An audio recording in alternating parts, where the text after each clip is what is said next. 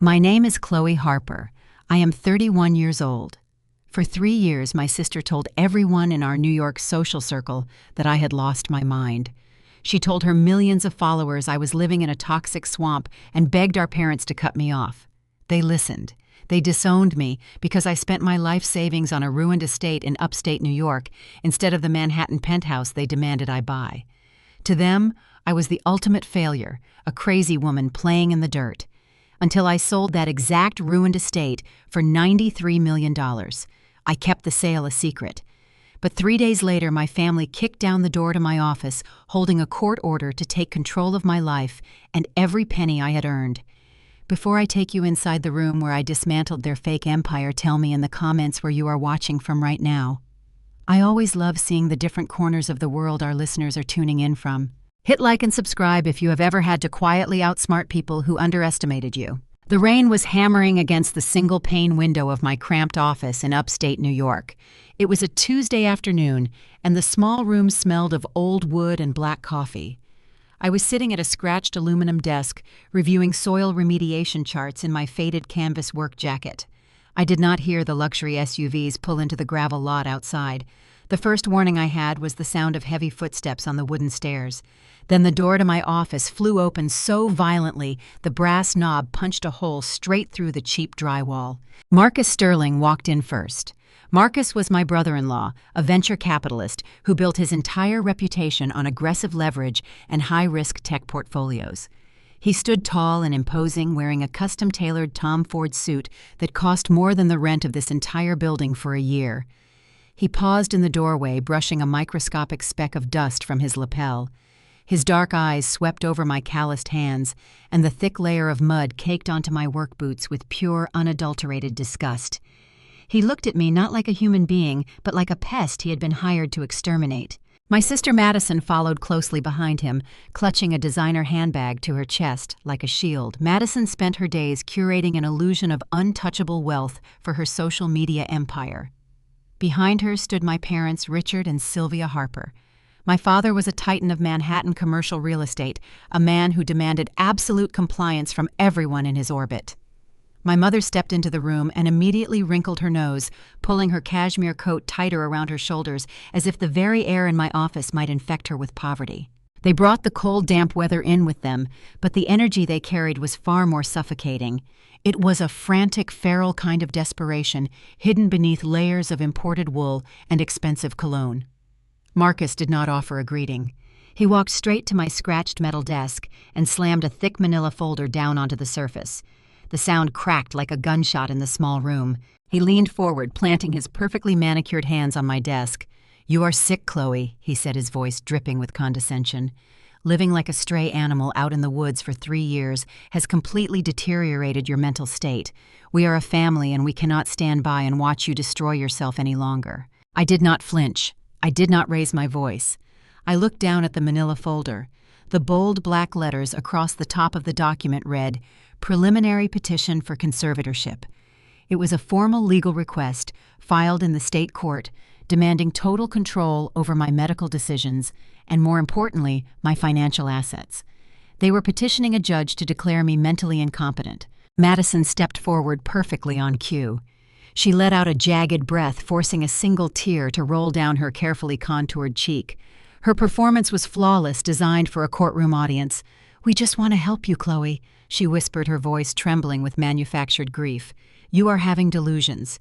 You cannot take care of yourself anymore. We have secured a place for you at a premier private wellness facility. You need professional psychiatric intervention before you do something irreversible." My father moved to stand beside Marcus, presenting a united front of masculine authority. He looked at me with cold, calculating eyes.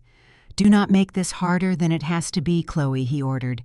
"The petition has already been filed. The judge has seen the evidence of your erratic behavior. We know about the money.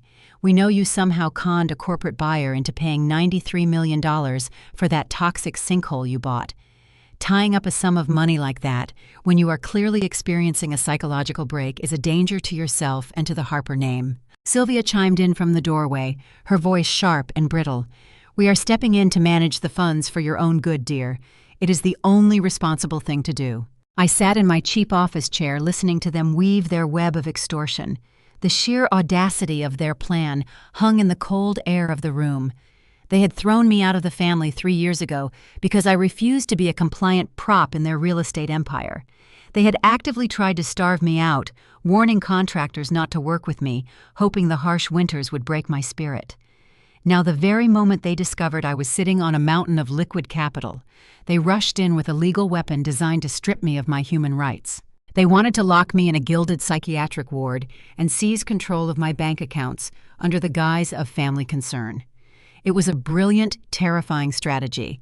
In the modern American legal system, a conservatorship dispute can freeze assets for years while lawyers drain the accounts through endless litigation. They fully expected me to panic. They expected the girl they used to bully at the dinner table to scream, to cry, to desperately try to prove her sanity. They believed the threat of being declared legally insane would force me to surrender. I looked at Marcus. I saw the slight tremor in his jaw. I noticed the way his eyes darted toward the computer monitor on my desk, searching for banking tabs. Marcus was not here out of familial duty. A man who builds his life on borrowed money eventually runs out of road. I knew the tech sector was crashing. I knew venture capital margins were bleeding out. Marcus was drowning in debt, and he saw my $93 million as the ultimate life raft. I stood up from my chair. I did not look at the legal document again. I turned my back to the 4 most powerful people in my life and walked over to the small plastic coffee maker resting on a wobbly filing cabinet. The silence in the room stretched, pulling the tension so tight it felt like the air might shatter. I picked up a ceramic mug and slowly poured a cup of black coffee. The dark liquid steamed in the frigid room. My silence was agonizing for them. Marcus shifted his weight, his expensive leather shoes squeaking against the cheap linoleum floor. "Sign the consent waiver, Chloe," he demanded, his polished veneer cracking just a fraction. "If you fight this, we will drag you through a public competency hearing. Every business contact you have will read the psychiatric evaluations we intend to submit. The court will freeze your accounts by Friday morning. We will not let you walk out of this room until you sign the financial proxy." I took a slow, deliberate sip of my coffee, letting the bitter warmth ground me. I turned around and leaned against the filing cabinet, holding the warm mug in both hands. I looked at my father, whose empire was built on intimidation. I looked at my mother, who valued optics over her own flesh and blood. I looked at my sister, who was already calculating how many designer bags my money could buy her. And finally, I locked eyes with Marcus. I kept my voice low, steady, and completely devoid of emotion. "I am not going to a wellness facility, Marcus. And I am certainly not signing a financial proxy for a man who uses commercial real estate as collateral for toxic crypto startups." Marcus froze. The blood drained from his face, leaving him looking like a ghost in a bespoke suit. Richard turned his head sharply, staring at his son-in-law. Madison stopped her fake crying instantly. I took another sip of my coffee and offered Marcus a chilling smile. "A conservatorship requires a brutal, unsparing audit of the guardian's financial stability," I stated, stating the legal fact with absolute clarity. "If you petition to control my assets, the court must first examine yours." I set the mug down on the cabinet. The ceramic clinked softly in the dead, silent room. I stepped toward him, my muddy boots leaving heavy tracks on the floor. "Are you absolutely sure you want to open your financial history to a federal judge, Marcus? Because from where I am standing, it looks like you are exactly 48 hours away from total bankruptcy." Marcus stood in the center of my cramped office, bringing the stifling air of the Manhattan elite into my quiet sanctuary. He reached up with a perfectly manicured hand and slowly smoothed a microscopic wrinkle from the lapel of his tailored Tom Ford suit. The dark, expensive wool looked entirely alien against the backdrop of my scratched aluminum desk and the water-stained walls. He let out a long, exasperated breath and slowly lowered his gaze. His dark eyes fixed directly on my heavy leather work boots, which were covered in a thick crust of dried upstate mud. A look of profound, undeniable disgust twisted his face. He looked at me the way someone looks at a stray dog that just wandered into a luxury hotel. "You are insane, Chloe," he said, his voice sharp and unyielding. "Hiding out in the woods for 3 years like a savage has completely ruined your brain. You have lost your grip on reality." He leaned over my desk, pressing his palms flat against the cheap surface to assert his physical dominance in the small room. He looked down at me with a cold, calculating smile that did not reach his eyes. "The court is going to freeze the $93 million you secretly made." He continued, dropping his voice into a dangerous whisper. "They are going to lock down every single bank account you hold, and this family is going to take it over to cure you." He stood back up, expecting his words to crush the air right out of my lungs. He expected me to panic, to cry, and to beg them not to lock me away. But I did not shed a single tear. I sat quietly in my faded canvas jacket and observed his performance. I knew exactly what he was doing. I saw right through the expensive suit and the false family concern. Marcus was a manipulative parasite drowning in his own bad investments. He was attempting to legally hijack my wealth through the darkest loophole in the American justice system. He wanted to use a medical conservatorship to rob me in broad daylight, and he believed his intimidation tactics would force me into total submission. I sat in my cheap office chair listening to the heavy silence in the room. They fully expected me to break. They expected the girl they used to bully to scream, to cry, to desperately defend her own sanity. They believed the terrifying threat of being locked in a psychiatric facility would force me into total submission. I did not shed a single tear. I did not even raise my voice. I slowly pushed my chair back and stood up. I turned my back on the four most powerful people in my life and walked over to the small plastic coffee maker resting on a wobbly filing cabinet. I picked up a ceramic mug and poured a cup of black coffee. The dark liquid steamed in the frigid room. The silence was agonizing for them. My lack of panic was the one reaction they had never prepared for. I took a slow, deliberate sip of my coffee, letting the bitter warmth ground me. I turned around and walked back to my desk.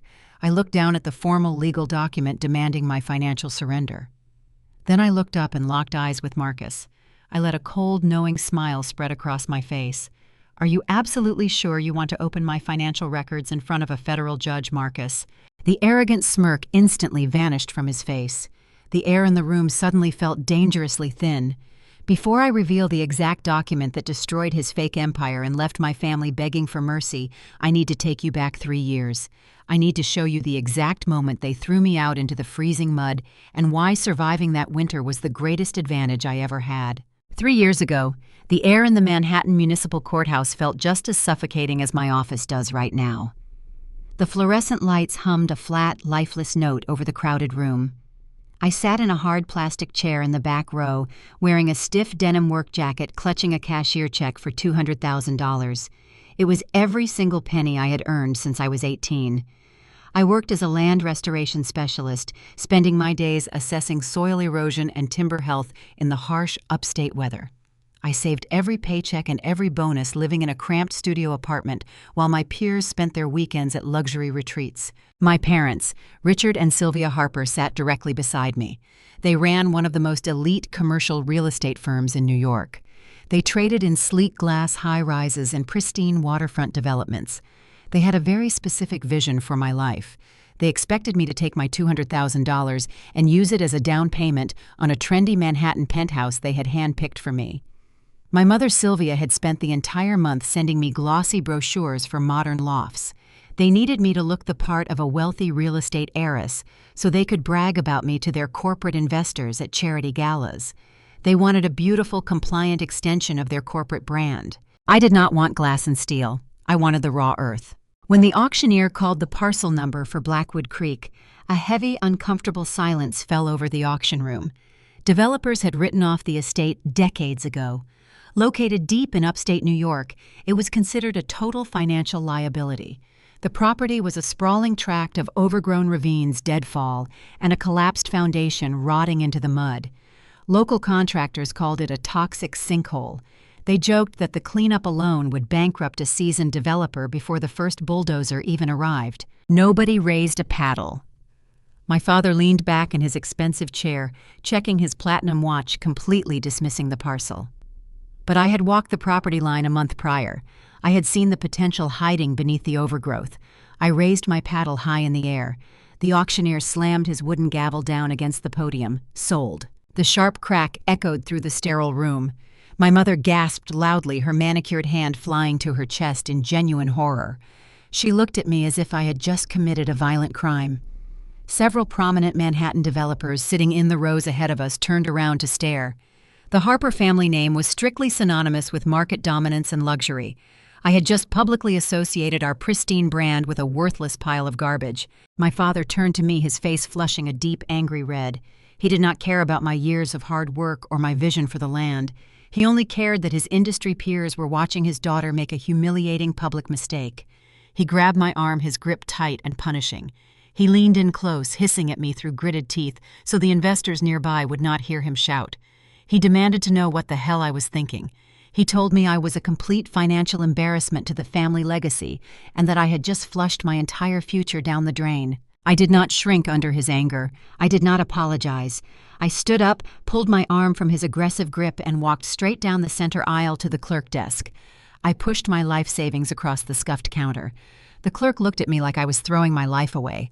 As I signed my name on the deed, I felt a profound, unyielding sense of ownership. I owned Blackwood Creek free and clear. I walked out of the municipal building and climbed into my rusted pickup truck, leaving my furious parents behind in the courthouse. I put the truck in gear, knowing the public humiliation was only the beginning and that the real punishment was waiting for me at the family dinner table. The drive to my parents' estate that evening felt like a march to the executioner block. I pulled my rusting pickup truck into the sweeping circular driveway, parking it directly behind Marcus and his spotless imported sports car. The juxtaposition was loud, and I knew it would be the first thing they mentioned. I walked up the marble steps and pushed open the heavy oak front door. The house smelled of expensive catered food and citrus cleaner, but it held absolutely zero warmth. I walked straight into the formal dining room, my heavy work boots sinking slightly into the plush white carpet. The entire family was already gathered around the long glass dining table. Madison did not even look up when I walked in. She was staring into the glowing screen of her phone, recording a video for her millions of followers. I watched as she perfectly manufactured a single tear, adjusting her posture to catch the best lighting. She spoke in a hushed, tragic whisper, telling her audience that our family was going through a devastating private crisis. She claimed her younger sister was suffering from a severe psychological breakdown and had just thrown away her life savings on a toxic wasteland. She weaponized my independence, turning it into daily content to farm sympathy and engagement for her own digital brand. Marcus sat beside her, swirling a glass of dark scotch, offering a smug, validating nod to the camera. My father sat at the head of the table. He did not offer me a seat. He looked at me with cold, calculating fury. To him, I was no longer a daughter. I was a rogue asset, actively damaging his corporate portfolio. He informed me that the Harper name represented market dominance and luxury. By associating our brand with a dilapidated logging tract, I was actively sabotaging the firm. My mother leaned forward, weaponizing her maternal concern. She told me I lacked the vision to succeed in the real estate world, and that they needed to teach me a harsh lesson for my own good. She demanded that I list the property for sale by tomorrow morning, take whatever massive loss the market dictated, and use the remaining cash to buy the penthouse they wanted. When I refused to speak, my father reached into his tailored suit jacket. He pulled out a crisp manila folder and threw it across the glass table. It slid aggressively, stopping right in front of me. I opened the cover. Inside sat a formal legal document printed on heavy stock paper. It was a severance of trust. Richard dictated the terms in a flat, emotionless tone. If I refused to sell the land, the document in front of me would go into immediate effect. By signing it, I would formally renounce my status as a beneficiary of the Harper family trust. I would instantly forfeit my share of a massive inheritance. It was a gilded cage designed to force my total submission.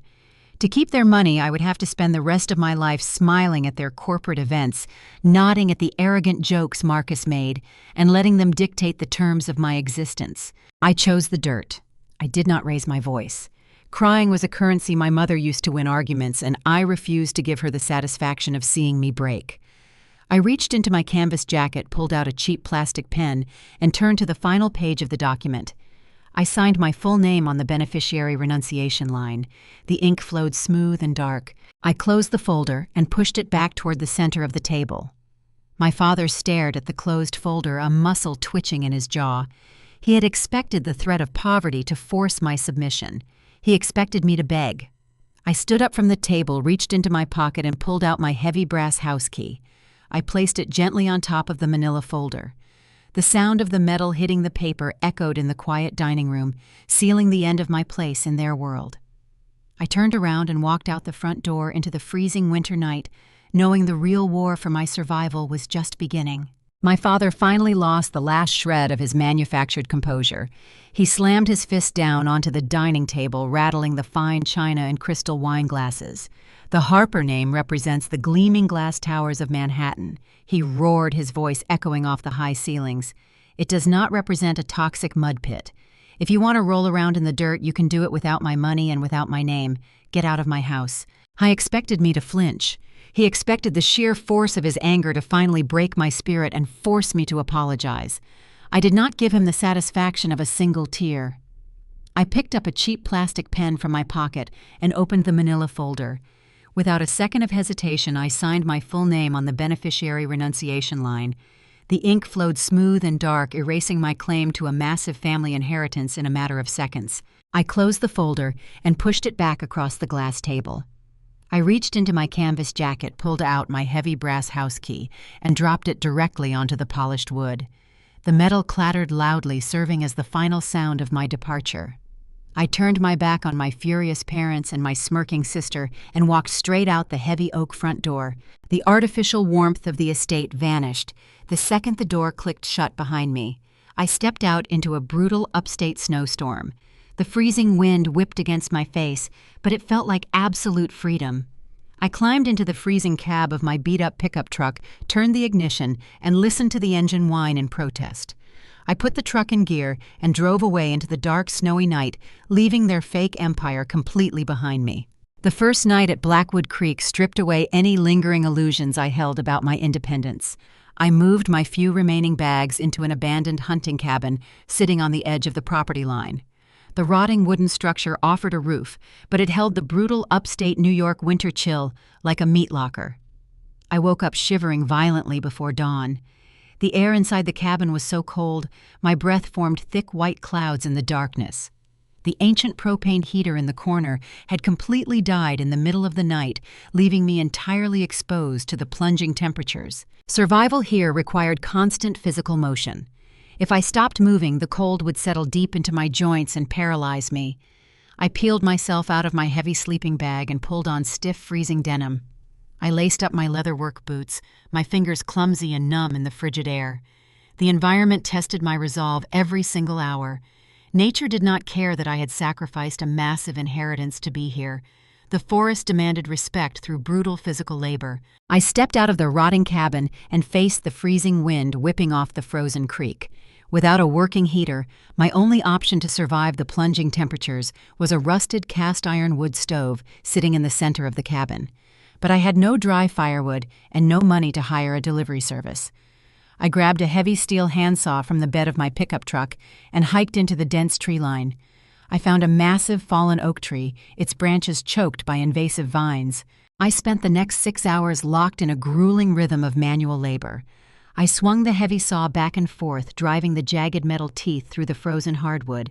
The dry, freezing wind battered my face and stripped the moisture from my skin. My hands blistered under the rough leather gloves. I kept sawing until those blisters tore open. The deep cracks in my knuckles began to bleed, seeping bright red onto the wooden handle of the saw. My shoulders burned in agony and my lungs pulled in the sharp, pine-scented air like broken glass. But I did not stop. Every piece of timber I dragged back to the cabin was a physical rejection of my family and their expectations. When the winter sun finally dipped below the tree line, plunging the woods into a terrifying darkness, I retreated inside the cabin. I managed to start a small fire in the cast-iron stove, letting the weak heat slowly thaw my bleeding hands. I did not have the cash to buy fresh groceries or the fuel to run a camp stove for cooking. I sat on the dusty wooden floor directly in front of the fire, opening a tin of cheap canned beans with a pocket knife. I ate the cold beans straight from the metal can in total silence. My parents were waking up in a climate-controlled Manhattan penthouse, drinking expensive espresso, brewed by a smart machine. My sister was taking photos of imported caviar at luxury restaurants. They were sleeping in silk sheets, fully expecting the harsh winter to break my spirit. They believed a few weeks of freezing rain and starvation would send me crawling back to their dining room table, begging for forgiveness and a warm bed. I swallowed a mouthful of cold beans and looked at my calloused, bleeding hands. They severely underestimated my tolerance for pain. The freezing mud and the broken heater were not punishments. They were the exact foundation I needed to build my real empire. The physical cold was brutal, but the financial reality of my choice was even more dangerous. I needed to clear the primary access road leading into the center of Blackwood Creek. The main path was completely choked with massive fallen timber and deep, impassable trenches of frozen mud. I could chop small firewood by hand to keep myself warm, but I could not move giant tree trunks and massive boulders with a pocket knife and a handsaw. I needed heavy machinery. I needed an excavation crew to grade the dirt before the county tax cycle ended, or I would lose the land entirely. I sat in the freezing cab of my pickup truck parked on the shoulder of the highway just to find a faint cellular signal. The heater in my truck was broken, so I shivered in my damp jacket while I pulled out my phone. I compiled a list of local grading contractors and heavy excavation outfits. Rural contractors typically jumped at winter work to keep their crews paid during the off-season. I assumed hiring a crew would be simple. I dialed the first number on my screen. The dispatcher answered with a warm, friendly tone, but the exact moment I gave my name and the address for Blackwood Creek, the line went dead silent. A long, uncomfortable pause followed. The dispatcher cleared his throat and suddenly claimed his entire fleet of machinery was booked solid for the next 12 months. He hung up the phone before I could ask a single follow-up question. I called a second company, then a third. I spent 2 hours sitting in the freezing truck calling every single heavy machinery operator within a 50-mile radius. The rejections grew increasingly bizarre and aggressive. One independent contractor handling heavy bulldozers quoted me a price that made my stomach drop. He demanded $50,000 just to clear a half-mile of brush and grade the dirt. It was a steep, prohibitive number specifically designed to ensure I would hang up the phone. In the commercial construction world, they call it a go-away price. I sat in the driver's seat staring at my steering wheel, trying to understand the sudden invisible wall blocking my progress. I had the cash saved specifically to hire a local contractor. But nobody in the entire county would touch my land. It felt like a coordinated blackout. An entire network of blue-collar workers was actively refusing my money. I put the truck in gear and drove into the nearest rural town to buy generator fuel and search for answers face-to-face. The rural town consisted of a few empty diners, a logging supply depot, and an aging gas station. I pulled my battered truck up to the rusted pump and stepped out into the freezing wind. The air smelled heavy with diesel and wet asphalt. I walked into the small convenience store attached to the garage to pay for my fuel. The mechanic behind the register was a man in his late 50s. We had exchanged polite small talk a few times before when I bought my initial supplies. Today, he refused to meet my eyes. He rang up my total with a slow, deliberate hesitation, staring hard at the scanning monitor. I handed him a $20 bill. I looked at him and asked directly why every excavation crew in a 50-mile radius was suddenly turning away a paying client. The mechanic shifted his weight, looking nervously over my shoulder toward the empty parking lot. He offered a tight, uncomfortable grimace. He told me that word travels incredibly fast between the Manhattan elite and the rural vendors. He lowered his voice, leaning across the scratched counter. He revealed that a massive regional real estate networking breakfast was held earlier that week, heavily influenced by my brother-in-law. Marcus did not just complain about our family drama. He weaponized the entire financial weight of his venture capital firm. The mechanic looked at my mud-stained boots and sighed. He told me Marcus had issued a very clear, devastating warning to every local contractor in the county. Anyone who brought a bulldozer to Blackwood Creek or lifted a single finger to help the crazy Harper girl would be permanently blacklisted. They would never receive another lucrative commercial construction contract from a New York firm ever again. The truth unspooled right there in the harsh fluorescent light of the gas station. Marcus and Madison were not just ignoring my departure. They were actively salting the earth. They were intentionally starving me out. They knew the county property taxes were due at the end of the year, and they knew I needed an access road to bring in an appraiser. They wanted the land to break me so I would miss the tax deadline and lose the estate to the government. They wanted me completely isolated, freezing, and desperate. They expected me to fall to my knees and crawl back to their pristine Manhattan dining room begging for a bailout. The betrayal was sharp, cutting much deeper than the physical cold of the upstate winter. My own family was wielding isolation as a financial weapon. The mechanic looked at me with deep pity, clearly believing the rumors that I was a destitute, delusional woman throwing her life away. I stood at the counter holding my thin wallet. I did not try to defend my sanity. I did not argue against the vicious rumors my sister had spread. A cold, unbreakable resolve settled deep in my chest. If the county would not help me clear my road, I would simply carve the path myself. I turned away from this gas station counter and walked straight to the small ATM in the corner of the convenience store. I inserted my debit card and checked my balance. I had exactly enough cash left to survive the winter if I stretched my budget to the absolute limit. But survival meant nothing if the county seized the estate. I pressed the withdrawal button and drained the account. I took every single dollar I had left to my name. I drove across the street to a local rural hardware shop. I walked past the aisles of winter gear and stopped directly in front of the heavy power equipment. I did not ask for a contractor discount, and I did not ask for help. I lifted a massive commercial-grade felling chainsaw off the metal rack.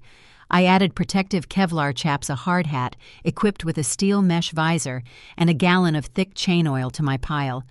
I walked up to the register and handed the clerk my entire stack of cash, draining my life savings down to a few spare coins. I drove back to the freezing isolation of Blackwood Creek. The heavy isolation of the estate no longer felt like a punishment. It felt like a fortress. I parked my rusted truck at the edge of the blocked access road. A towering dead oak tree completely choked the path, acting as the physical manifestation of the barricade my family had built to starve me out. I stepped out into the freezing mud. I strapped the heavy Kevlar chaps over my denim jeans and pulled the hard hat over my head. I placed my heavy leather boot firmly against the rear handle of the chainsaw and pulled the starter cord. The heavy engine roared to life, instantly shattering the dead silence of the winter forest. The violent vibration traveled up my arms, delivering a raw mechanical power that answered only to my grip. I stepped up to the massive trunk, planting my boots deep into the frozen earth. I pressed the spinning steel teeth into the thick hardwood. Golden sawdust sprayed across my mesh visor, smelling of sharp pine and heavy exhaust. My shoulders burned in absolute agony, and the freezing wind tore at my canvas jacket, but I held the throttle wide open. The massive tree groaned and finally snapped, collapsing out of the pathway with a thunderous crash that shook the ground. I did not stop. I did not need Marcus to approve a commercial construction contract. I did not need my parents' money to carve my path forward. I spent the next 14 days locked in a grueling, relentless cycle of cutting, hauling, and burning deadwood from dawn until dusk. My muscles ached constantly, and my hands grew numb from the vibration, but the physical exhaustion became my secondary heartbeat. I carved a navigable road straight through the heart of the estate with my own 2 bleeding hands. My family engineered this isolation, assuming the brutal environment would break my spirit. They never realized that the crushing pressure of the winter was forging me into something they could never control. I had carved a path through the winter forest, but survival in the American real estate system requires more than just physical strength. It requires cash, and my bank account was completely empty. The ultimate deadline arrived on a freezing Thursday morning in the form of a stark red envelope shoved into my rural post office box. It was a final notice of tax delinquency from the county assessor. The regional inflation had caused a mandatory reassessment of all local parcels. The property tax bill on Blackwood Creek had spiked far beyond my initial calculations. I owed exactly $14,000. The notice granted me exactly 72 hours to clear the balance, or the estate would enter automatic default. The county would seize the deed, lock the gates, and put my land right back on the public auction block. I sat in the cold cab of my pickup truck, staring at the bold red letters. My family had engineered this exact scenario. Marcus knew how the municipal tax cycles worked. He knew that by starving me of local contractors and draining my cash reserves, I would eventually hit a wall I could not climb over. If the county repossessed Blackwood Creek, my parents would buy it back for pennies on the dollar just to parade their victory in front of me. They would bulldoze my hard work and prove to their wealthy friends that I was nothing more than a naive failure. I had exactly 3 days to prevent total ruin. My only option was to secure an emergency conservation grant from the state. It was a fast-tracked loophole that could freeze the tax collection and provide immediate funding. But to qualify, I needed a certified state appraiser to physically inspect the central foundation of the estate to confirm the historical zoning status. There was a massive problem. The center of Blackwood Creek was a chaotic labyrinth of collapsed concrete, rusted iron beams, and overgrown brambles. It was the exact spot local developers called a toxic sinkhole. A state appraiser would not risk walking through a hazardous collapse zone. If I wanted the grant, I had to clear the central ruins entirely by hand before the inspector arrived on Monday morning. I drove back to the estate, channeling my mounting financial terror into raw kinetic energy. I parked the truck near the ruined foundation, grabbed my heavy steel pry bar and my chainsaw, and walked directly into the wreckage. The central ruins were a nightmare of twisted metal and rotting timber. Decades of neglect had allowed aggressive ivy and deep roots to weave through the shattered concrete, binding the debris together like a fortress. I worked with a frantic, desperate pace. I swung the chainsaw through thick walls of dead vegetation, clearing a path toward the stone base. When the saw could not cut through the buried iron, I dropped it and used the heavy steel pry bar. I wedged the flat edge of the iron bar under massive chunks of concrete, throwing my entire body weight against the steel handle to flip the debris out of the way. My muscles screamed in protest. My blistered hands bled through my leather gloves, staining the rusted iron. The freezing upstate rain began to fall, turning the ash and dust into a thick, suffocating sludge. I slipped in the mud, scraping my knees against jagged rocks, but I refused to stop moving. I worked straight through the first night, relying on a cheap battery-powered headlamp to cut through the pitch-black darkness. The beam of light illuminated the falling rain and the endless mountain of debris. Every time my muscles threatened to give out, I pictured my father smirking at the head of his glass dining table. I pictured Marcus adjusting his expensive suit, waiting for the county to hand him my defeat. That anger became a limitless source of fuel. By the morning of the second day, I had cleared a massive perimeter around the primary foundation. The rain finally stopped, leaving the air crisp and freezing. I was covered in a thick layer of wet dirt and motor oil.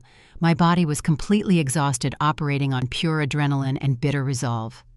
I stood at the edge of the deepest section of the ruins, holding my pry bar, looking down into a steep, dark depression in the earth. The developers had always assumed this was just a collapsed basement filled with toxic runoff. But as I climbed down into the hollow ravine to clear the final layer of debris, I noticed something that completely shattered everything I thought I knew about the land. I drove the heavy steel edge of the pry bar deep into the thick mud at the bottom of the ravine. Instead of the dull thud of rotting wood or the crunch of broken stone, the metal struck something incredibly dense and resonant. A sharp, heavy metallic clang echoed off the steep dirt walls of the hollow. I froze my breath, catching in the freezing air. I wiped the sweat and rain from my eyes and dropped to my knees right in the middle of the sludge. I began digging frantically with my bare hands, tearing away thick layers of wet, decomposing leaves and compacted soil. My torn fingers brushed against smooth, cold steel. It was not a rusted oil drum. It was not a piece of discarded construction trash. I cleared a wide section of the dark mud, revealing a massive cast-iron industrial valve bolted directly into a sprawling concrete bulkhead. I grabbed my battery-powered headlamp and angled the beam deeper into the submerged hollow. The light caught the edge of a massive iron turbine wheel resting perfectly inside a stone spillway. I looked closer at the water pooling around my boots. It was not toxic chemical runoff from a collapsed basement. It was crystal clear fresh water rushing rapidly through an engineered subterranean channel fed directly by the nearby creek. I pushed further into the cavernous space, pulling away a thick, heavy curtain of dead vines. Hidden completely beneath the collapsed ruins of the surface estate sat a pristine, reinforced concrete bunker. I stepped inside the dark room. The walls were lined with thick, heavy copper cables encased in rubber and lead routing seamlessly into a massive central electrical panel. My heart began to hammer a heavy, rapid rhythm against my ribs. My professional training as a land restoration specialist kicked into absolute overdrive. The elite commercial developers from Manhattan had only looked at the surface. They took one glance at the overgrown concrete and the standing water and immediately labeled the entire property a toxic liability. They never actually surveyed the bedrock. I was not standing in a garbage dump. I was standing inside a fully intact historical hydroelectric dam. I traced the massive copper lines with my flashlight, my mind racing through the historical archives I had studied in college. This infrastructure was an independent microgrid built in the early 1920s, long before the modern national power networks were ever established. I knew the specific property laws of upstate New York inside and out. An operational hydropower source built prior to the federal grid expansion fell under a century-old grandfathered zoning loophole. It meant the infrastructure here was entirely independent. It was completely immune to modern federal utility regulations, municipal tapping restrictions, and state environmental blockades. The owner of this deed possessed the exclusive, unencumbered right to generate and consume massive amounts of off-grid electricity without asking for a single government permit. I sat back on my heels in the freezing mud, staring at the massive iron turbine. The land was not a curse. It was a masterpiece of legal and ecological engineering. I sat there in the freezing mud, letting the immense weight of the discovery wash over me. In the modern American economy, the landscape of wealth has fundamentally shifted. We are living in the era of artificial intelligence.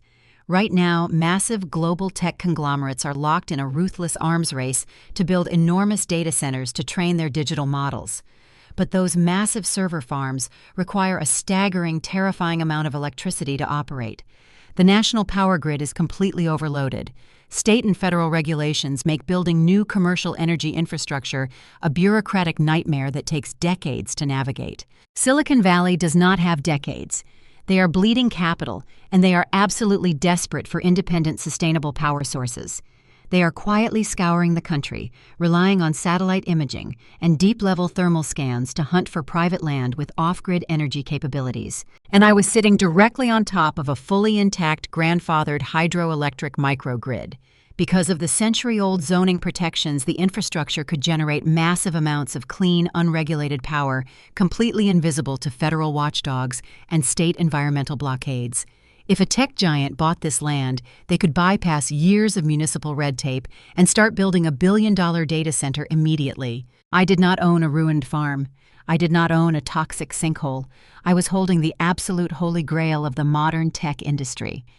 My parents and Marcus had spent their entire lives fighting over glass office buildings in Manhattan, completely oblivious to the real gold rush happening right out in the wilderness. They thought they had trapped me in a worthless swamp. They had no idea they had actually locked me inside a vault. The land was not a financial burden. It was an unlimited blank check, and I was the only person on Earth who possessed the legal rights to cash it. The morning after I uncovered the hydroelectric grid, the quiet isolation of the upstate woods was suddenly broken. A strange rhythmic crunching sound echoed through the freezing air, stopping me in my tracks. It was not the familiar rumble of a local logging truck. The sound was entirely uniform and heavy. I stepped out of my rotting cabin and walked toward the edge of my newly cleared dirt road, squinting through the dense morning mist. A convoy of 4 identical matte black SUVs rolled slowly up the muddy path. They moved with a deliberate, synchronized precision, their heavy, oversized tires pressing deep into the soft earth. The vehicles lacked any commercial decals or state license plates. They featured dark-tinted windows and sleek aerodynamic frames that looked entirely alien against the backdrop of the rugged New York timber. The lead vehicle shifted into park directly in front of my rusted pickup truck, followed quickly by the other 3. The doors opened in absolute unison. A team of individuals stepped out into the freezing mud. They did not wear the flannel and heavy denim of rural contractors. They wore tailored, weather-resistant tactical jackets, high-end boots, and dark sunglasses. They moved with the crisp, efficient energy of corporate predators who were very accustomed to taking exactly what they wanted. A tall woman with sharp features and immaculate dark hair, pulled back into a tight knot, stepped forward. She held a sleek, waterproof tablet in her hands. She did not look in the rusted shell of my cabin. She did not look at the mud staining my jeans or the heavy exhaustion etched into my face. Her gaze swept past me, fixing directly on the distant tree line that hid the subterranean ravine. They were not local real estate flippers. They were acquisition executives from a global tech conglomerate. I knew exactly how they had found me. This kind of firm did not scout properties by driving through rural neighborhoods or reading county records. They utilized deep-level satellite geological surveys and subterranean thermal imaging to track undocumented energy grids across the globe. They had found the exact heat and energy signature of my grandfathered hydro dam. The woman tapped her tablet, bringing up a complex topographical overlay. She looked up from the glowing screen, her sharp eyes finally meeting mine. She introduced herself as Elena Cross. She stood in the freezing mud, her tailored corporate uniform, a stark contrast to the untamed wilderness surrounding us. She did not offer a handshake. She offered a small, calculating smile that felt more like a threat than a greeting. She bypassed any polite small talk. She informed me that her conglomerate tracked off grid energy signatures, specifically seeking untouched natural resources for sustainable data centers. She also revealed that her legal team had pulled the county tax records that very morning. She knew about my impending default. She knew I owed $14,000 and was completely out of time. Elena offered a tight, patronizing smile. She pitched her proposal not as a massive commercial real estate transaction, but as a rescue mission. She walked over to the hood of my rusted pickup truck and placed a single sheet of paper onto the cold metal. The document contained a formal cash offer for $20 million. To a woman living on cold canned beans and wearing boots held together by sheer willpower, the number was designed to sound like absolute salvation. It represented enough wealth to walk away from the freezing cold to buy a comfortable home and to never worry about a utility bill for the rest of my life. Elena watched my face closely, expecting overwhelming gratitude.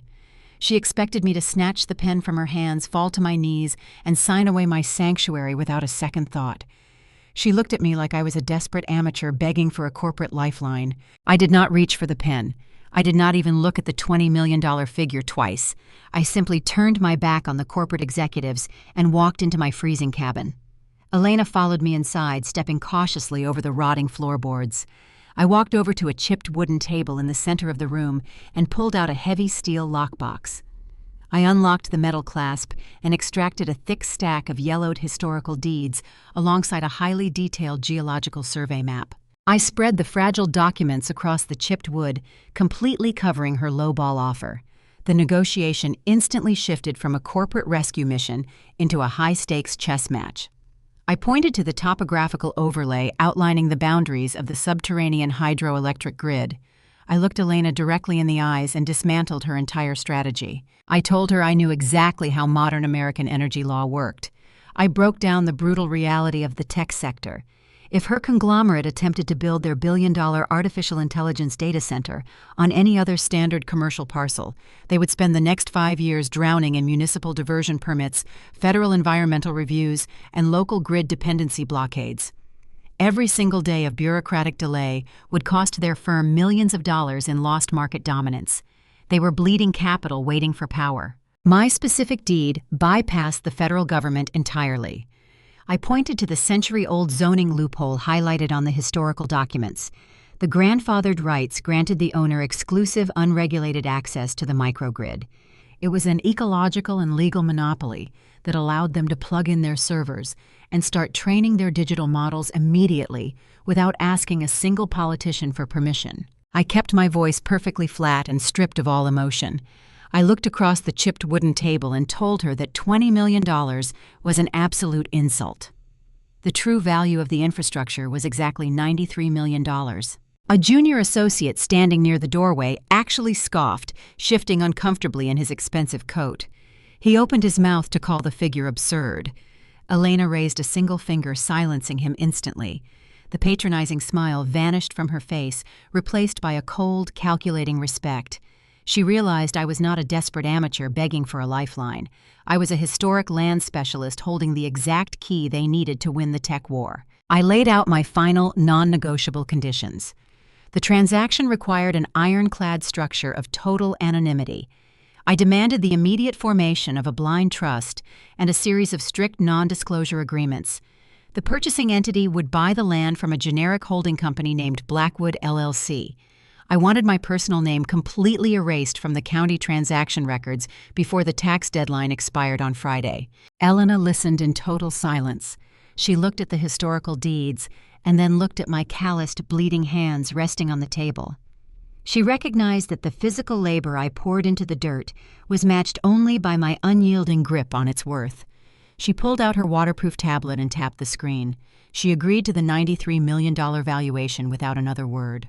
The closing process moved with terrifying corporate speed. Elena and her legal team routed encrypted documents through private servers, establishing the blind trust exactly as I demanded. The conglomerate set up an immediate escrow account, quietly paying off my $14,000 tax lien before the county deadline ever expired. I packed up my few remaining tools, leaving the rotting cabin behind for their demolition crews. The true weight of the transaction did not hit me in a corporate boardroom or a pristine bank lobby. The reality arrived on a rainy afternoon while I sat parked on the shoulder of a rural highway. The broken heater in my pickup truck blew cold air against the cracked windshield. I sat in the driver's seat eating a cheap sandwich wrapped in clear plastic. I pulled my phone from my pocket and opened my banking application. The screen illuminated the dark cab of the truck. The pending wire transfer had officially cleared. Available balance $93 million.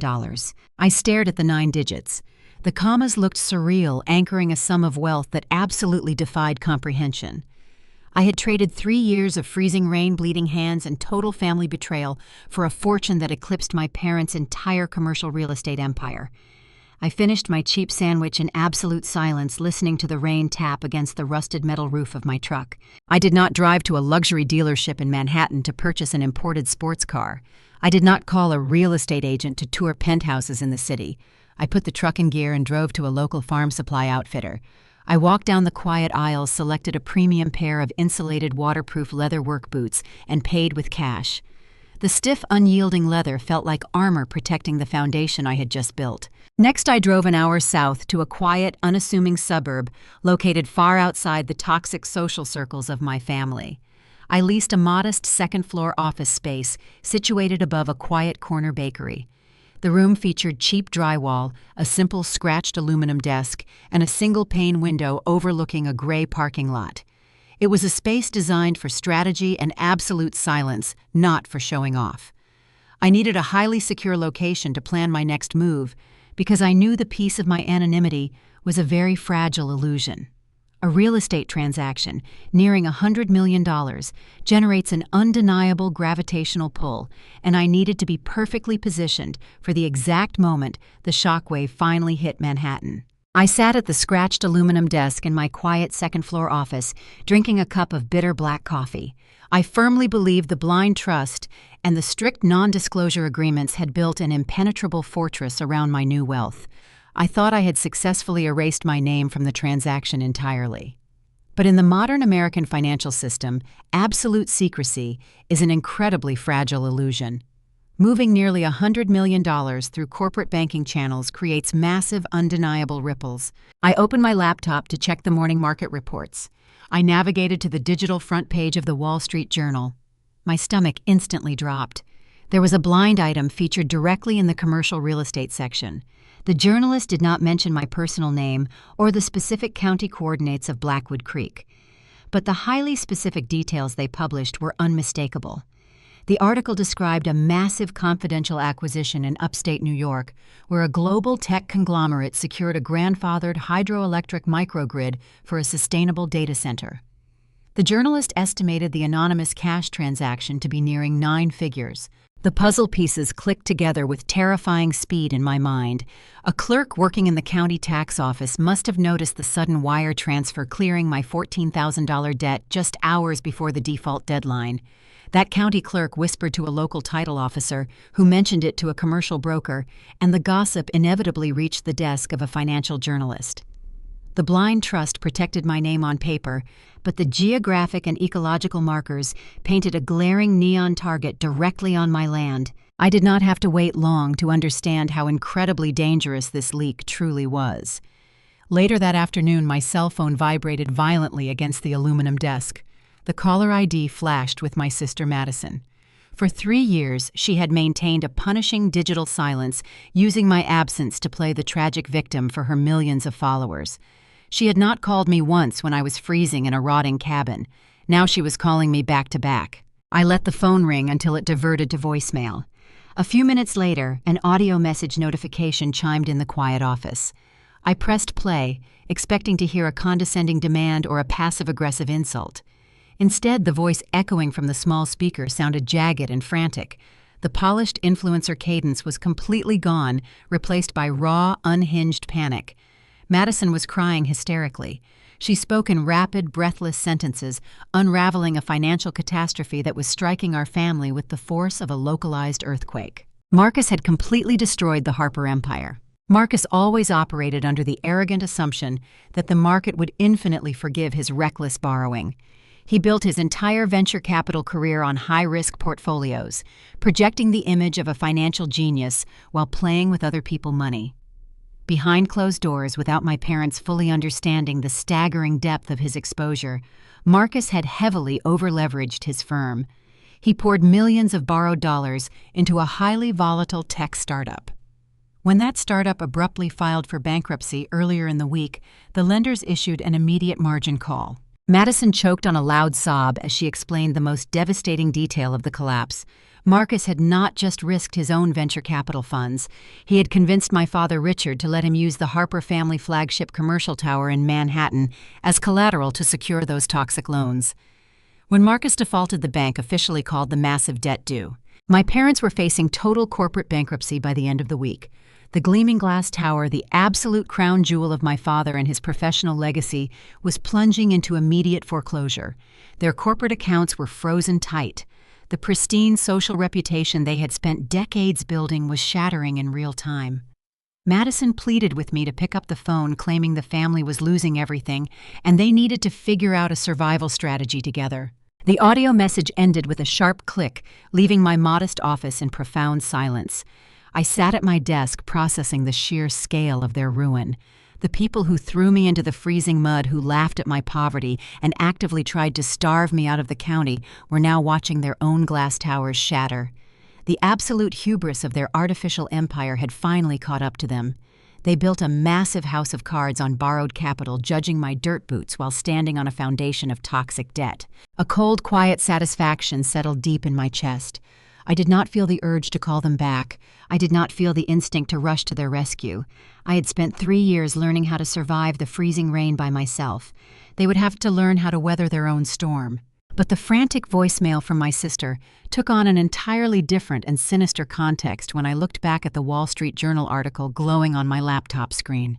My father, Richard Harper, was a ruthless veteran of the Manhattan commercial real estate sector. He possessed a keen predatory instinct for reading industry trends and decoding financial blind items. He knew I owned an overgrown upstate estate that everyone deemed worthless. He knew I refused to sell it 3 years ago. Now, on the exact same week, his firm faced total liquidation. A major financial newspaper published a story about a hidden upstate property selling for an astronomical sum of money. Richard and Marcus had put the pieces together. The frantic voicemail from my sister was not a plea for emotional support during a family crisis. She was not calling to apologize for her cruelty or to make amends for the years of brutal isolation. They were calling because they recognized the timeline. They knew I was the anonymous seller sitting on a mountain of liquid capital. The people who disowned me for making a bad investment had just realized I held enough cash to save their sinking empire 10 times over. They had not come to their senses. They had come to collect. I closed the laptop, the sharp snap of the plastic echoing off the cheap drywall of my office. I knew my father perfectly. Richard Harper did not ask for help. He demanded absolute compliance. If he believed I held the key to his financial salvation, he would not hesitate to cross any legal or moral line to secure those funds. The estrangement that defined the last 3 years meant absolutely nothing to him. Now, in his desperate mind, my newly acquired wealth inherently belonged to the Harper family brand. I stood up from the wooden desk and walked toward the small window facing the gray parking lot below. I knew they would not wait for a return phone call. I knew they would leverage their vast Manhattan network to track the formation of my new holding company, tracing the corporate registration directly to this modest building. The storm I thought I had finally escaped was actively hunting me down, and they were bringing the darkest weapons they had to force my surrender. Marcus built his entire identity on the illusion of being a financial prodigy. He loved the title of venture capitalist, but he was nothing more than an arrogant gambler playing with extreme leverage. I knew the exact anatomy of his collapse because his greed was so incredibly predictable. He took out massive margin loans to fund a highly volatile crypto startup. He chased the massive returns, expecting to be hailed as a visionary in the tech sector. But the market is ruthless, and that specific crypto startup completely imploded, filing for bankruptcy overnight. The corporate lenders issued an immediate margin call demanding their capital back in full. Marcus did not have the cash to cover the massive hole in his portfolio. He had secretly manipulated my father, Richard, into signing over the Harper family flagship commercial tower in Manhattan to serve as the ultimate collateral for that toxic debt. When the crypto startup vanished into thin air, the leverage collapsed right along with it. The grace period officially expired. The bank was actively preparing to foreclose on the gleaming glass tower and liquidate the entire Harper real estate empire to cover the staggering deficit. Marcus had literally bet the family castle on a digital coin and lost everything. They were days away from total financial annihilation. My father, Richard Harper, was a predator who built his entire career on decoding financial leverage. He sat in his Manhattan office watching his legacy evaporate when his eyes landed on the commercial real estate section of the Wall Street Journal. He read the blind item about a massive anonymous cash transaction for a grandfathered hydroelectric grid in upstate New York. The article mentioned a ruined estate and a $93 million buyout. The geographical markers were glaringly obvious to a man who had attended the county tax auction 3 years prior. He knew exactly what parcel of land the journalist was describing. He knew I had refused to sell it. The puzzle pieces locked together with terrifying precision. Richard called Marcus into his office. They stood in the gleaming glass tower that was scheduled for bank foreclosure by the end of the week and stared at the glowing laptop screen. The desperation that had been suffocating them suddenly morphed into unadulterated toxic greed. The daughter they had thrown into the freezing mud, the girl they had called a financial embarrassment, was sitting on a mountain of liquid capital large enough to save their sinking empire 10 times over. They did not feel a shred of remorse for how they had treated me. They did not view the $93 million as my hard-earned reward for surviving the winter. In their arrogant minds, my wealth inherently belonged to the Harper family brand. It was the ultimate life raft, and they were absolutely determined to hijack it. Marcus was a man who lived his entire life exploiting corporate loopholes. He knew they could not simply ask me for a loan. I had signed a formal severance of trust 3 years ago, legally detaching myself from their debt.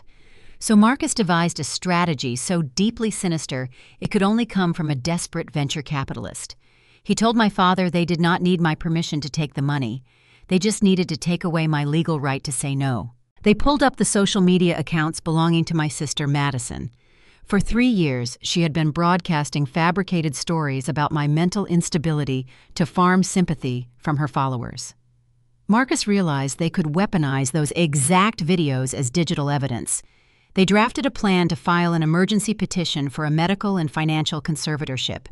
They would tell a federal judge that my decision to live off-grid in a rotting cabin was proof of a severe psychological break. They would claim I was legally incompetent and a danger to myself. If the judge approved the preliminary order, the court would instantly freeze my blind trust. Richard and Marcus would be appointed as my legal guardians, granting them total access to my banking routing numbers. They planned to drain my $93 million to pay off the toxic crypto margin call, save the Manhattan Tower, and lock me inside a luxury psychiatric facility to keep me quiet. They packed up their tailored suits, printed the fraudulent legal documents, and marched straight toward my upstate office, fully expecting to rob me in broad daylight. I stood leaning against the filing cabinet, holding my ceramic mug of black coffee. The thin wisp of steam curled into the freezing air of my small upstate office. The flashback to the winter and the hydroelectric dam faded from my mind, bringing me right back to the absolute center of the current nightmare. We were back exactly where this story began. The heavy manila folder containing the petition for a medical and financial conservatorship sat on my scratched aluminum desk like a live grenade. The 4 of them stood in my office waiting for the bomb to detonate. They fully expected the threat of a federal courtroom and a psychiatric ward to crush my spirit instantly. They expected me to fall to my knees and beg for a way out. Madison stepped forward, launching into the second act of her rehearsed performance. She clutched her expensive designer handbag tightly against her chest, acting as though she was physically terrified of my presence. She looked at my faded canvas work jacket and my mud-stained boots and let out a jagged, theatrical gasp. "Chloe, you have to listen to us," she pleaded, her voice shaking with a perfectly calibrated fake panic. "You have been living in total isolation in a rotting cabin for 3 years. The isolation has completely warped your mind. You are having severe hallucinations. You think people are actively trying to destroy you. You are suffering from extreme paranoia and a total detachment from reality. She took a slow step closer, acting for an invisible audience of judges and doctors. "We love you, Chloe," she whispered, her voice dripping with toxic sweetness. "We cannot let you live in this delusional state anymore. We have already arranged for a private medical transport. They are waiting down the street right now. They are going to take you to a highly secure private psychiatric facility in Connecticut. It is a beautiful place. They have the best doctors in the country. They are going to medicate you and keep you safe from yourself until you are finally cured." I looked at my sister. The absolute venom in her words was staggering. She was not just trying to steal my money. She was actively trying to erase my human rights. She wanted to lock me inside a padded room, drug me into compliance, and legally erase my voice so she could maintain her curated lifestyle on social media. My mother, Sylvia, nodded in agreement, pressing a manicured hand to her chest. "It is the only way, dear," she said, her tone brittle and commanding. "You are clearly not mentally competent to manage a $93 million blind trust. It is dangerous. You could be scammed. You could lose it all. We are stepping in to protect the Harper family legacy from your erratic behavior." I did not respond. I took another slow sip of my black coffee. My absolute silence unnerved them. They needed a reaction. They needed me to scream or throw a chair so they could use that anger as further proof of my supposed mental instability.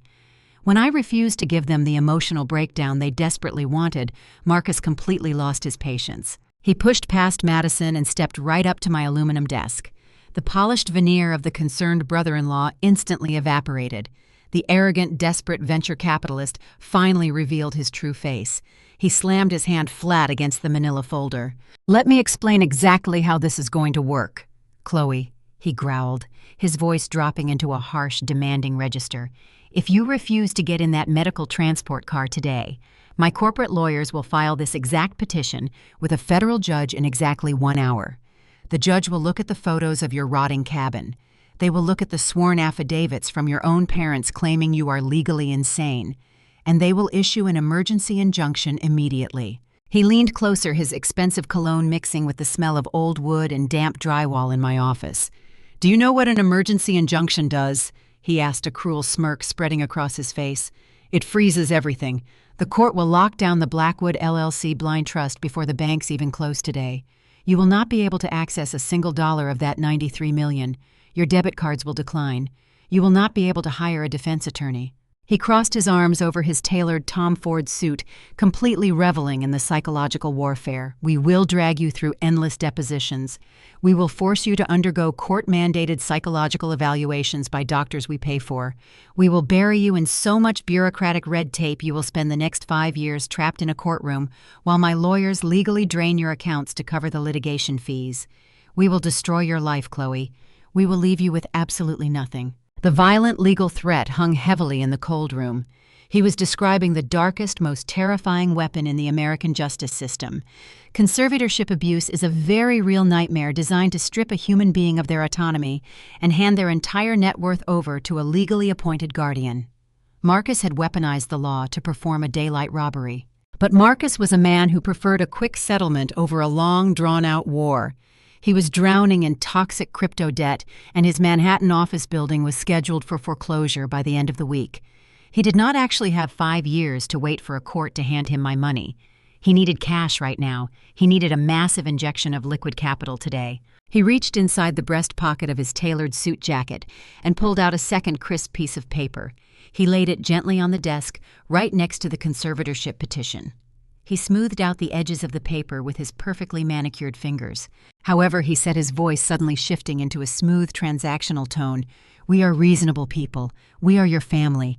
I can make this entire legal nightmare disappear right now. I can call my lawyers and tell them to shred the petition. I can send the medical transport away. You can keep your little office and you can stay out of the psychiatric ward." He tapped his index finger against the new piece of paper. The document was a formal wire transfer authorization form. It was pre-filled with the exact banking routing numbers for his venture capital firm. "All you have to do is sign this form," Marcus stated, his eyes locked on mine. "You authorize a voluntary capital injection of $50 million into my firm. We will call it a private family loan to avoid the tax penalties. You wire the $50 million today, and we walk out that door and leave you completely alone. You still get to keep $43 million for yourself. It is a very generous compromise, Chloe. I stared at the wire transfer form. The extortion was finally sitting right out in the open. They were holding a legal gun to my head.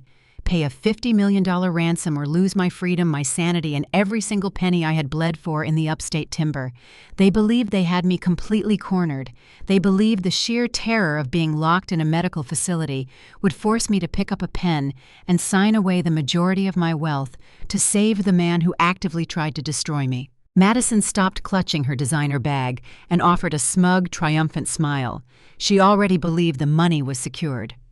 Richard stood tall near the doorway, projecting the image of a victorious king who had successfully brought a rogue subject back into line. Sylvia adjusted her cashmere coat, looking bored and ready to return to her luxury penthouse. They stood in my cheap office, expecting me to surrender. They expected the weight of the corporate threats, the expansive legal jargon, and the historic legacy of the Harper firm to crush my resolve. They believed their tailored suits and their practiced intimidation tactics held absolute power over me. They did not understand that I had spent 36 months staring down freezing coastal storms. I had cleared ancient timber by hand. I had shattered my own knuckles digging a path to survival in the freezing mud. A room filled with desperate people in expensive clothes held absolutely no authority over a woman who had learned how to survive the winter entirely alone. I did not reach for the wire transfer form. I did not look at the heavy manila folder. I maintained a steady, unblinking gaze, looking at each of them in turn. I let the silence stretch, watching the artificial confidence slowly drain from my father's face. I anchored myself in the quiet, unyielding discipline of the freezing forest. I placed my ceramic coffee mug down on the edge of the filing cabinet. I looked directly into Marcus' eyes, stripping away the last remnants of his false authority. He thought he was the smartest person in the room. He thought he was playing a brilliant game of legal chess. He had no idea that while he was busy printing forged medical documents and plotting how to steal my money, I had been busy buying his entire reality. Marcus did not wait for me to answer. He stepped around the side of my scratched aluminum desk, completely invading my personal space. He grabbed a heavy gold pen from his inner jacket pocket and slammed it down onto the wire transfer form. The sudden violence of the gesture made my mother flinch, but she quickly recovered, smoothing her cashmere coat as if nothing had happened. "Sign the paper!" Chloe. Marcus barked, his voice losing all of its polished corporate rhythm. "You do not have a choice anymore. The transport team is literally idling at the end of your street. If I make one phone call, they will walk up those stairs, put you in a chemical restraint, and drag you out of here. You will wake up in a locked ward with a feeding tube and absolutely no legal identity." My father Richard moved in right behind him, closing the circle. The great titan of Manhattan real estate was now acting like a common street thug. He leaned over my desk, planting his knuckles onto the cheap wood. His face was flushed red with a terrifying, frantic energy. He pointed a shaking finger directly at my face. "You owe us this money!" he growled, a drop of spit flying from his lips. "We gave you the Harper name. We gave you the connections that allowed you to even step foot in a county auction. You stole that land using the financial education we paid for. You are going to sign that document right now and give this family back what belongs to us." Madison stepped up to my other side, essentially trapping me against the filing cabinet. The fake tears were completely gone. Her perfectly contoured face twisted into a mask of pure, vicious greed. She grabbed my upper arm, her acrylic nails digging painfully through the thick canvas of my work jacket. "Just do it, you stupid little girl," she hissed, her voice dripping with absolute venom. "Stop trying to ruin our lives. You do not deserve this money. You sleep in the dirt and you wear trash. We actually have a legacy to maintain. Marcus needs that cash by 3 o'clock today, or the bank takes my house. I will absolutely swear to a federal judge that you tried to physically attack me if that is what it takes to get you locked up. I will completely destroy you, Chloe." They had completely dropped the act. The polished veneer of the Manhattan elite, the country club etiquette, the charity gala, smiles, all of it evaporated into the cold air of my office. They were no longer pretending to be a concerned family staging a medical intervention. They were a pack of desperate, cornered animals willing to commit federal extortion, perjury, and medical kidnapping just to save their artificial empire from collapsing. They surrounded me, breathing heavily their expensive colognes and perfumes, mixing into a suffocating, toxic cloud. They looked at me with wild, frantic eyes, expecting the sheer physical intimidation to finally break my will. They expected the girl who used to shrink away from their dinner table arguments to collapse under the weight of their combined aggression. I looked down at the gold pen resting on top of the wire transfer form. I looked at Madison, whose nails were still digging into my arm. I looked at my father, who was shaking with uncontrolled rage. And then I looked at Marcus, who was staring at me with the desperate, hungry eyes of a man who knew he was seconds away from going to prison for defrauding his investors. I did not shrink. I did not cower. I gently reached up and grabbed my sister by the wrist, prying her hand off my jacket with a slow, deliberate strength I had earned by swinging a chainsaw through frozen timber. I pushed her arm away, causing her to stumble back a step. I reached down and picked up the heavy gold pen. Marcus let out a sharp breath of relief. A sick, victorious smile instantly stretched across his face. He looked at my parents and offered a quick, triumphant nod. He actually thought he had won. He thought the violence had worked and the money was finally his. I held the heavy gold pen in my hand. Marcus was breathing heavily, his eyes fixed on the blank signature line. He was waiting for the stroke of ink that would save his pathetic life. I looked at the pen, and then I simply opened my fingers. The gold cylinder dropped onto the scratched aluminum desk. It rolled off the edge and hit the cheap linoleum floor with a dull thud. Marcus blinked, staring at the floor in total confusion. "Pick it up," he snapped, his voice cracking with pure panic. "Pick it up and sign the paper, Chloe." I did not look at him. I reached across the desk and picked up my cell phone. The screen was already unlocked. I did not dial for the police. I did not call the local authorities to report a medical kidnapping. I simply pressed a single button on the screen and set the device back down onto the desk. My father stepped forward, his fists clenched tightly at his sides. "Who are you calling?" he demanded, his voice echoing in the small room. "If you think a rural town sheriff is going to stop a private medical transport, you are completely out of your mind. We own the narrative here." I kept my eyes locked on my father. "I do not need the police, Richard," I said, my voice perfectly calm and steady. "I need my counsel." Exactly 3 seconds later, heavy footsteps echoed in the hallway outside my office. They were not the chaotic, frantic footsteps of a family in crisis. They were synchronized, deliberate, and terrifyingly calm. The brass doorknob turned. The door to my office swung open, completely blocking the exit. It was not the medical transport team waiting to drag me away. It was a team of 4 individuals wearing immaculate tailored suits that projected a cold, unyielding authority. They were the elite corporate litigation team from the global tech conglomerate that had just purchased Blackwood Creek. They moved with the crisp, efficient energy of legal predators who operated on a massive global scale. The small upstate office suddenly felt incredibly crowded. The lead attorney stepped forward into the room. He was a tall man with silver hair and sharp, calculating eyes. He carried a sleek black leather briefcase. He did not look at my parents. He did not look at my sister, who was suddenly shrinking back against the wall.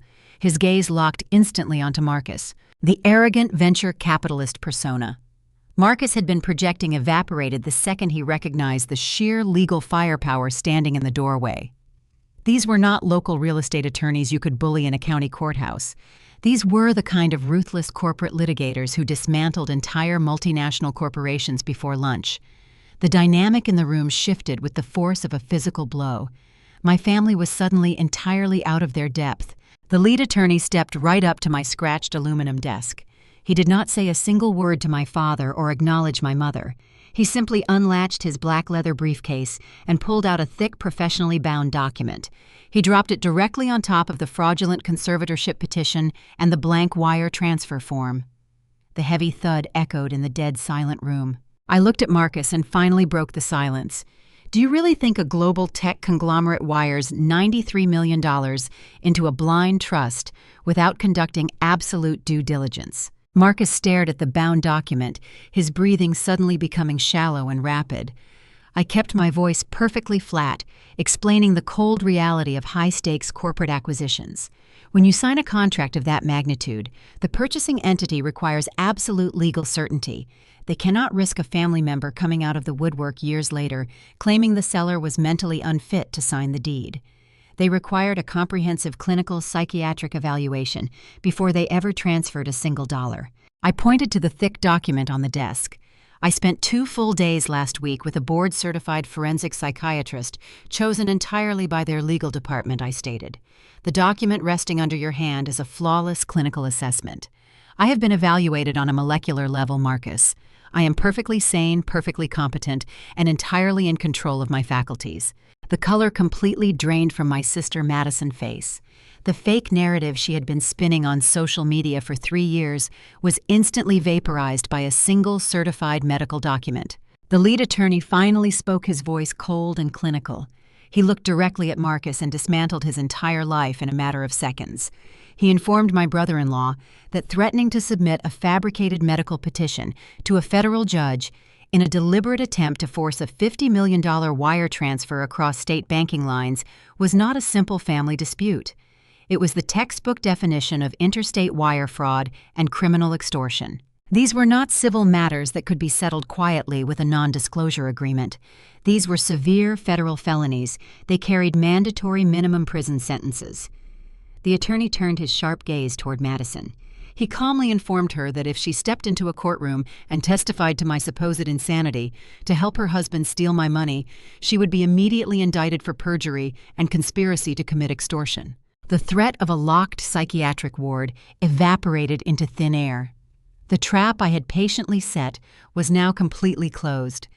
Marcus began to visibly shake. The arrogant venture capitalist who had just tried to bully me into submission was suddenly staring down the barrel of a decade in a federal penitentiary. The forged medical claims he planned to use to steal my wealth had just become the exact criminal evidence the federal government needed to completely destroy his life. My father, Richard, stumbled backward, bumping into the filing cabinet. The great titan of Manhattan real estate finally realized that the son-in-law he trusted had just handed a team of elite corporate litigators a signed confession to a federal crime. They came to my office expecting to put me in a cage, and instead they had walked directly into a federal prison cell. But the psychiatric evaluation was only the first layer of their destruction. I was not finished. The room was so quiet, I could hear the freezing rain hitting the asphalt outside. Marcus was hyperventilating, staring at the medical report that had just destroyed his extortion plan. But I was not finished. The psychiatric evaluation was only the shield. Now it was time to drop the sword. I reached into the canvas messenger bag resting on the floor beside my chair. I pulled out a second manila folder. It was thinner than the first, but infinitely more dangerous.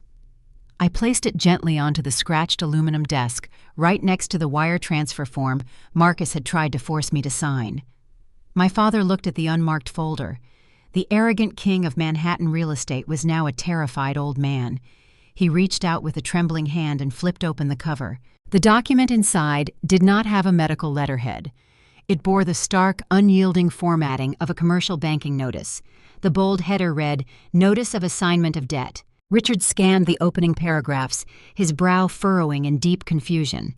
He read the name of his primary commercial lender, followed by the specific loan identification numbers tied to the over-leveraged mortgage on the Harper flagship headquarters. Then his eyes drifted down to the section detailing the assignment. The document formally stated that the bank no longer held the paper on his corporate building. The lender had executed a private expedited sale of the distressed asset just yesterday afternoon. My father read the name of the purchasing entity aloud, his voice a dry, rasping whisper. Blackwood LLC. He looked up from the page, his mind frantically straining to connect the anonymous corporate shell company to the woman standing in front of him. Marcus leaned over, his eyes wide as he read the name of the new creditor. Madison blinked, her makeup ruined by real tears, now completely unable to process the complex legal maneuver. Sylvia gripped the edge of the filing cabinet, her knuckles turning white. I did not let their confusion linger.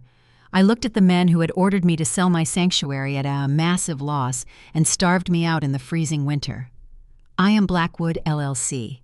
I stated, my voice cutting through the heavy, conditioned air. I watched the realization strike them with absolute physical force.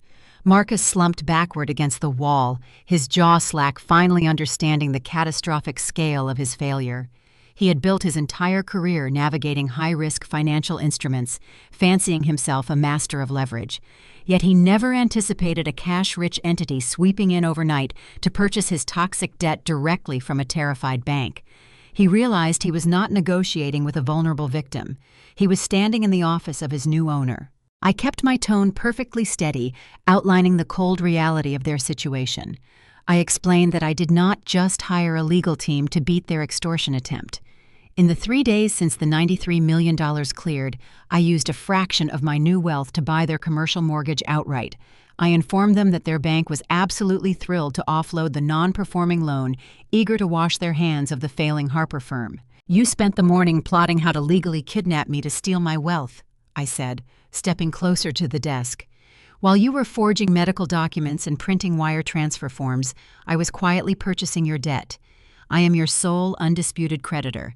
I own the mortgage on your Manhattan glass tower. I own the liens on your corporate assets. I own the exact piece of paper keeping your entire fake empire alive." Madison let out a sharp, breathless gasp. The influencer who had mocked my rusted work boots and warned our entire social circle that I was a destitute failure now realized her pristine, curated lifestyle belonged entirely to me. The luxury penthouse she used as a backdrop for her daily videos, the imported Porsche Marcus parked outside my office, and the corporate dividends that funded their elite country club memberships, all of it rested in the palm of my hand. She looked at me with profound, unadulterated terror, finally seeing the sister she had tried to bury, standing triumphant over her professional grave. My mother. Sylvia covered her face with her hands, a quiet sob escaping her lips. The matriarch, who had weaponized tough love and demanded my absolute compliance, now faced the total annihilation of her social standing. She knew the Manhattan elite did not forgive financial ruin. Her pristine legacy was reduced to ash in a matter of seconds. Richard stood completely paralyzed. The titanium facade of the invincible real estate titan shattered beyond repair. He looked at the notice of assignment on the desk and then looked at the unsigned wire transfer form. The $50 million he desperately needed to save his empire was never going to materialize. The lifeline he tried to steal had transformed into an inescapable snare. I looked at the 4 people standing in my cheap upstate office. I saw the greed, the vanity, and the cruelty that had defined our relationship for my entire life. I remembered the sterile dining room 3 years ago, the cold snow soaking my canvas jacket, and the bitter winter I survived entirely alone. They had tried to break me, assuming the harsh elements would force my submission. They never understood that the upstate timber did not yield to the winter storms. It simply grew deeper roots. I stepped forward, the heavy tread of my leather boots grounding me. I looked directly into my father's eyes and delivered the final devastating blow. "You came here today planning to use the law to freeze my life and lock me in a cage," I stated, my voice ringing clear and sharp in the heavy silence. "You thought you could manipulate a federal judge to steal my money. But you had absolutely no idea that I am the sole creditor of this entire family. That gleaming Manhattan tower, your luxury penthouse Madison, and the imported Porsche you drove here today, Marcus, all of it is currently sitting in my hands. I own your toxic debt, and I am officially calling that debt due right now. You have exactly 48 hours to pack your things and get out onto the street." The checkmate was absolutely flawless.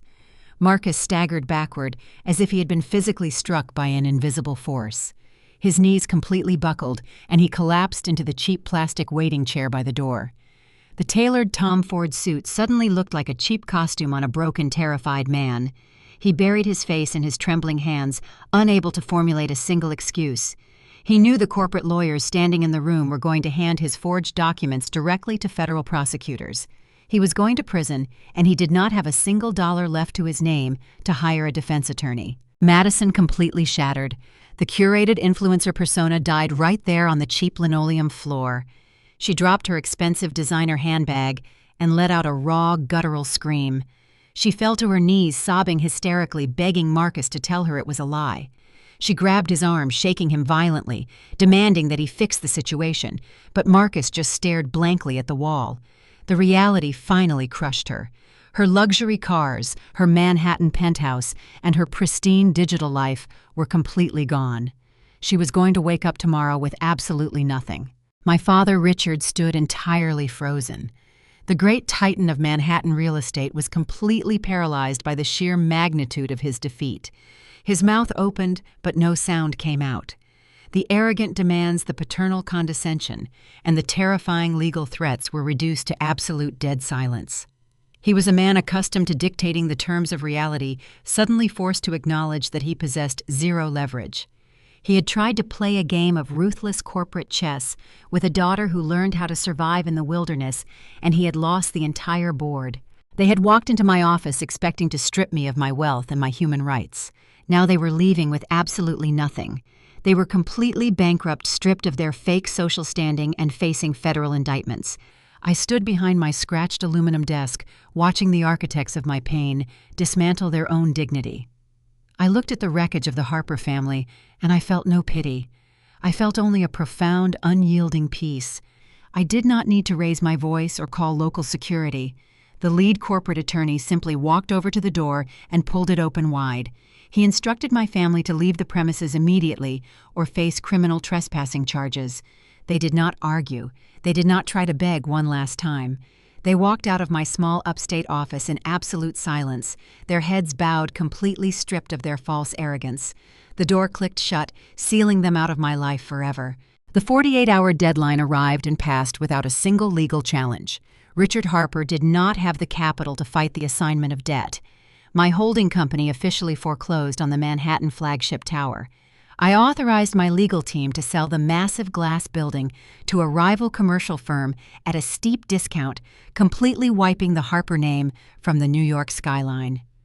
My parents were forced to quietly vacate their luxury estate and move into a small rented apartment.